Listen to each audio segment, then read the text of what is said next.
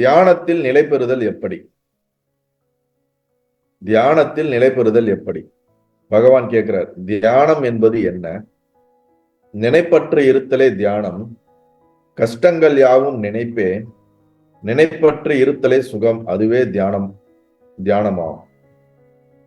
தியானத்துல எப்படிங்க நிலைத்திருக்குதுன்னு அவரை கேட்கும் போது அவர் திருப்பி கேள்வி கேட்கிறார் பகவான், தியானம்னா என்ன சொல்லு அப்படின்னு கேட்டுட்டு அவரே பதில் சொல்றாரு. நினைப்பற்று இருத்தலே, எண்ணங்கள் அற்று இருத்தலே தியானம். Thoughtless space. நான்ற உணர்வு, எண்ணங்கள் அற்று இருக்கிற உணர்வு.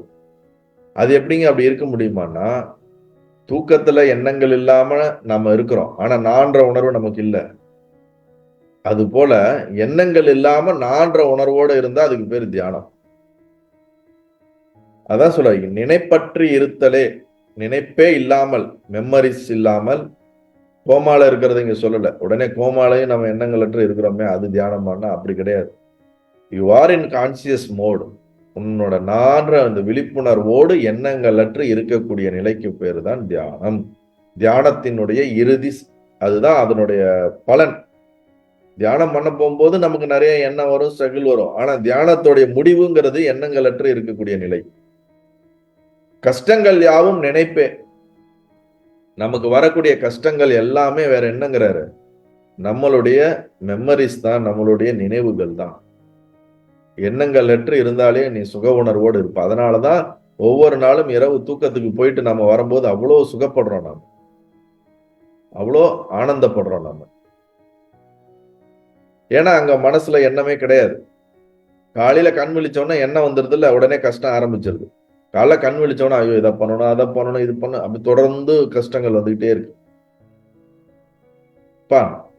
மனசே இல்லாம இருந்துச்சுன்னா சுகம்தான். அததான் சொல்றாரு, நினைப்பற்று இருத்தலே சுகம். அதுவே தியானமாகும். எண்ணங்கள் அற்று இருந்தா சுகம். நீங்களே பாருங்களேன், உங்க மனசு எவ்வளவோ எண்ணங்களை உற்பத்தி பண்ணிட்டு இருக்கு ஒரு நிமிஷத்துக்குள்ள. இதை பண்ண, அதை பண்ண, இதை பண்ண. சும்மா உங்களை உட்கார விடுதா? சும்மா உங்க மனசு அமைதியா இருக்குதா? இல்லையே. ஏதாவது ஒண்ணு தொடர்ந்து என்ன பண்ணிக்கிட்டே இருக்கு, அலைக்கழிச்சுக்கிட்டே இருக்குது, அலைப்பாய்ந்து கொண்டே இருக்கிறது. அப்புறம் அது எங்க போய் சுகம்? ஆசைப்படுது, கிடைக்கலன்னா துக்கப்படுது, இல்ல திருப்பி அதன் பின்னாடியா ஓடுது. நிலையா எங்கேயாவது இருக்குதா இந்த மனசுன்னா? கிடையவே கிடையாது. அப்ப நினைப்பற்று இருந்தாலே மனம் இயங்காத நிலை, விழிப்புணர்வோடு. அதுதான் சுகம் என்று சொல்லுகிறார். அதுதான் தியானம் என்று சொல்கிறார். நல்லது.